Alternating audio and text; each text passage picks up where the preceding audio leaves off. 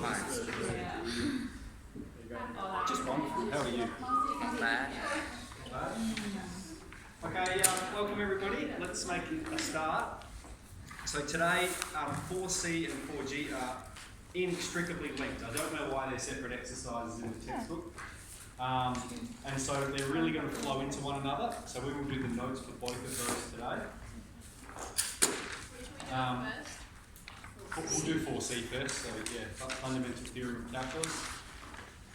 So what I've got here, I'll talk about this. It says the area under the curve, all right, under the curve f of x. Notice how it's little f of x, okay? Between a and b, so we're talking about the area over that interval. What's the area?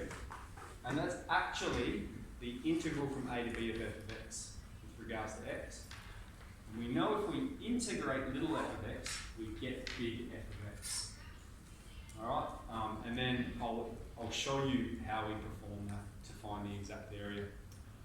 So the first one says, find the area under the curve y equals x to the 3 from x is 1 to x is 3. Is it filled in there for you? Yeah, I think I might just do it up here as well, just so you can see what it's doing. So this is what we're doing. We're finding the area from 1 to 3, from x is 1 to x is 3, of x to the power of 3 with regards to x. And I'll just sketch the graph to show you what that would mean. So the graph x to the 3 looks something like this. And here's 1 and here's 3. And so we're finding this area here. Okay? So the way we're going to do that is first we're going to integrate x to the 3. All right? And that would give us x to the 4 on 4. And we're integrating it from 1 to 3. Why does it have to be in that? Does it have to be in that box there? Yep. So we're just following along here. Oh, right. Okay, you see, I've integrated it, so now it's big f of x, and I've put it inside the square brackets to show that we're going to put these numbers into it. And then we do f of b, which is the number at the top. So we have 3 to the power of 4 divided by 4. So that's f of b. And then we take away f of a, so 1 to the power of 4 divided by 4. And I've got an answer written here. So it's 81, and I'll simplify it. 81 on 4, we can take 1 on 4, 80 on 4. 20 units squared, because it is area. Okay, part B.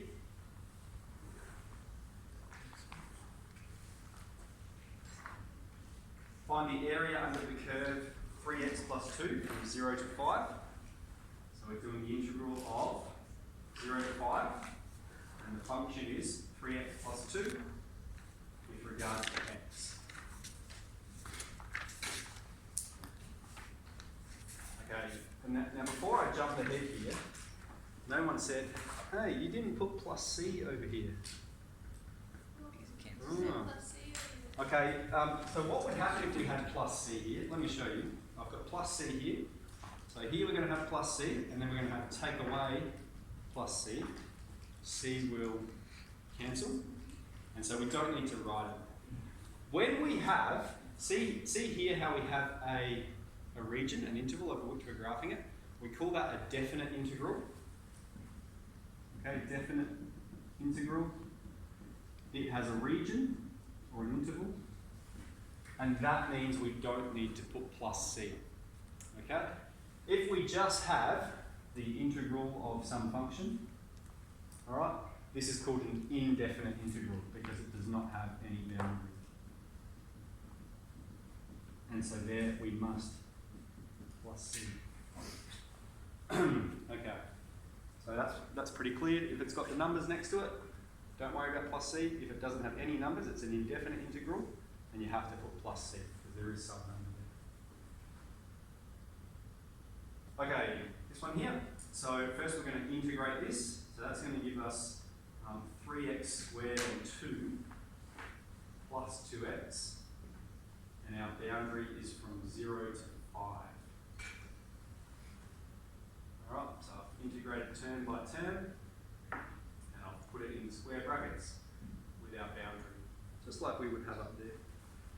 And then we're putting the top number in first. So we're going to have 3 times 5 squared on 2 plus 2 times 5. And it can help to put it, to separate them with brackets. So we've got That's f of b. Now let's take away f of a.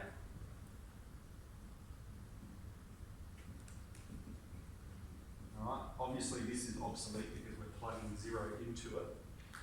But again, we're just demonstrating that procedure. So here, bed mass, alright, we need to square it first. We've got 3 times 25 on 2 plus 10. That's going to be 0.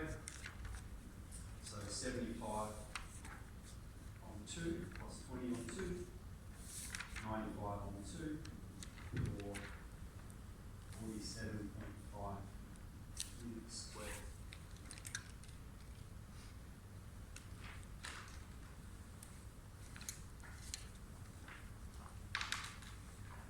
Right, is anyone still on A? Oh, A's already set out. Alright, any questions about what I did over there? Okay, so then question 2. Now I've got a green box there that's introducing you to another few properties of integration. So we've already looked at the second dot point there, and we've looked at the third dot point there, we've looked at the second and the fourth one. So the first and the third, they're 2 new properties that 4C in particular gets you to prove. But they're just ways that you can manipulate the integral. We're doing a proof here for number 2. Prove that the integral from a to b of k equals k times b take a. Alright, now k is just a number, yeah? So the integral of k is kx from a to b. And then we plug that in, that's going to be kb take ka. And we can factorise k out the front. And so we've moved from here we've moved from the left-hand side to the right-hand side. Cool. So that's 4C. So then we jump to 4G. And you can see it's exactly the same. I've listed the properties there. Just that first big green box up the top and what I've got written here. Alright, we call that the fundamental theorem of calculus.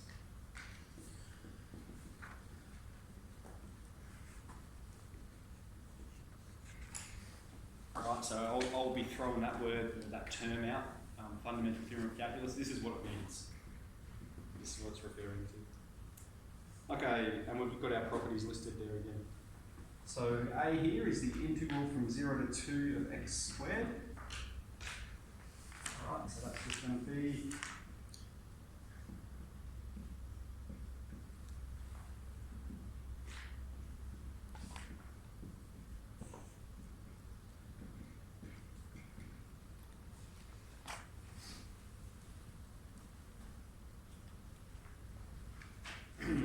okay.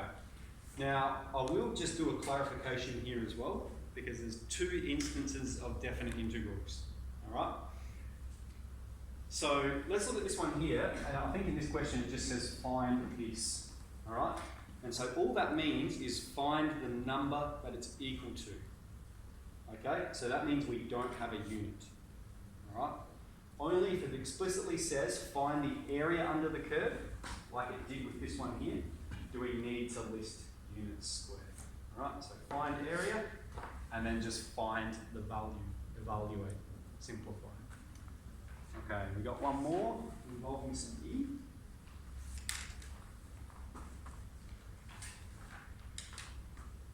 So the integral from 0 to lim 3 of e to the 2x.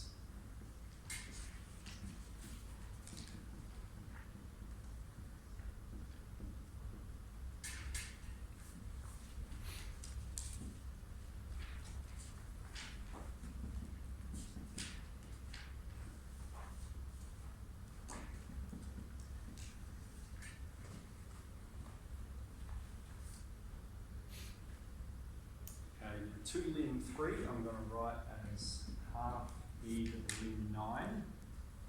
Yeah, because it's lim 3 squared. And e to the power of 0 is 1, so here we're just going to have to take away a half. And this e to the lim 9 just simplifies to be 9. So we have 9 on 2 take a half, 8 on 2, which is 4.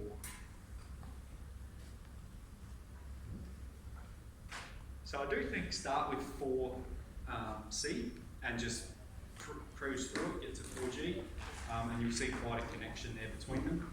Although 4C is fairly, a big portion of it is oriented around doing some of these proofs. I think if you look at the checklist, I've only selected a few questions from it as well. Cool. Any questions?